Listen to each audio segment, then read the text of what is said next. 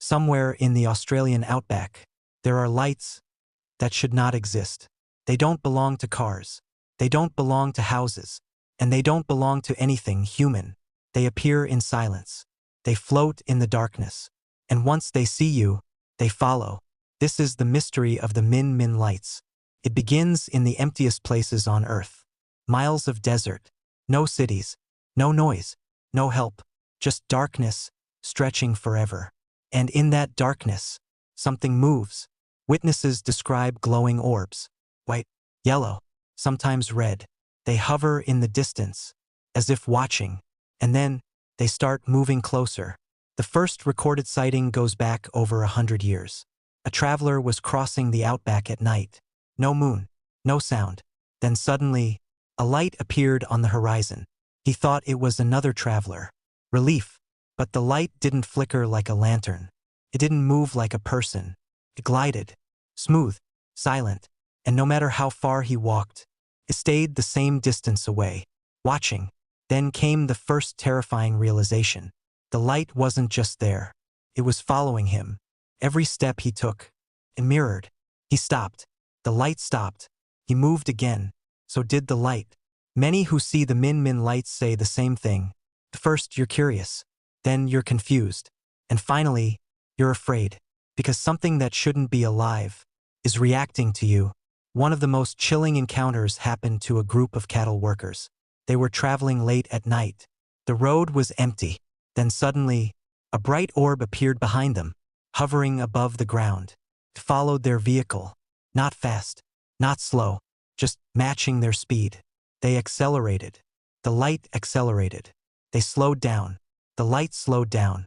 They stopped the car completely. The engine went silent. The world went still. And in that silence, the light moved closer. One of the men stepped out. He said later, he didn't feel in control, like something was pulling him forward. The light grew brighter, closer, closer, until it was right in front of him.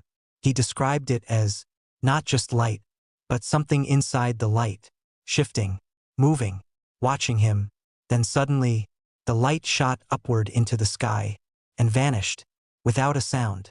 When the man returned to the car, he was pale, shaking, and he refused to speak about what he saw. Another story, even darker. A woman traveling alone at night noticed a soft glow in the distance. She ignored it at first, but the light didn't go away. Came closer, and closer. Soon, it was right behind her car, floating just above the road. She tried to outrun it. Faster, faster. But no matter how fast she drove, the light stayed with her. Then something impossible happened. The light moved through the car, not around it, not above it, through it.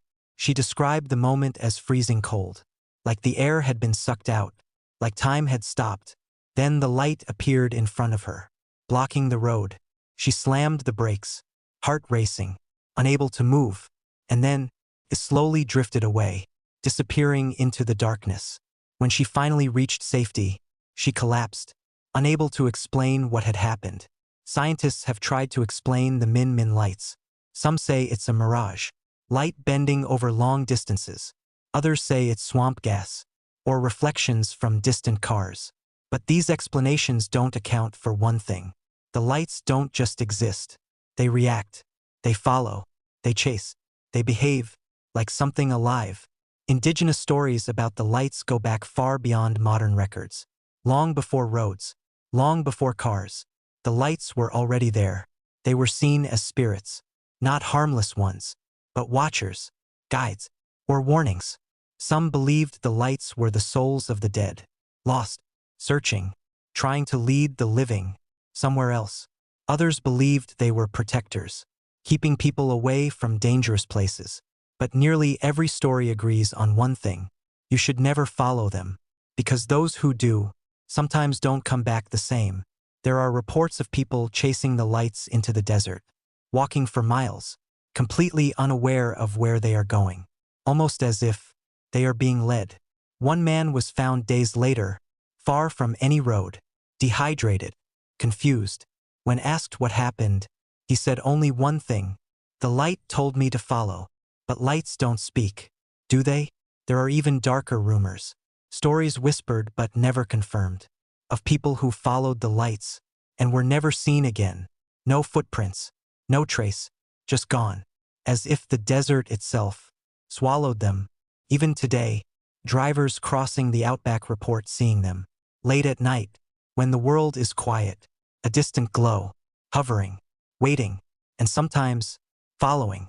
If you ever find yourself alone in the Australian outback, and you see a light in the distance, don't trust it, don't follow it, don't even look at it for too long. Because once it notices you, it may never stop watching. And if it decides to follow you, there may be no escaping it. Some mysteries are meant to be solved, but others are meant to be avoided. The Min lights are still out there, still unexplained, still watching. And tonight, if you look into the darkness long enough, you might see one too. And if you do, run.